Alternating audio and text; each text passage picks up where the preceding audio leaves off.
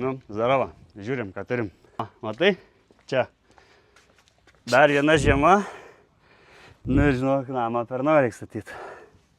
Čia tik pradžia. Nu, va, toliau, va, matai. Čia šitas. O. Neturi tai būt. Matai, čia va, šitas yra 10 cemų, 11. Tai dabar gal nieko, bet po 10 metų pasijaus. Nu, va, matai, čia irgi tas sklypas, nu, jis toks, nu, nėra, kad būtų lygiai, žinai, toks ačiakampis. Irgi nėra gerai, sakyti, netaisyklingos formos. Nu, ne kažką, žinok, nerekomenduoju.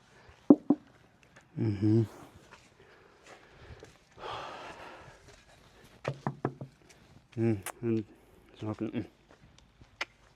nelabai.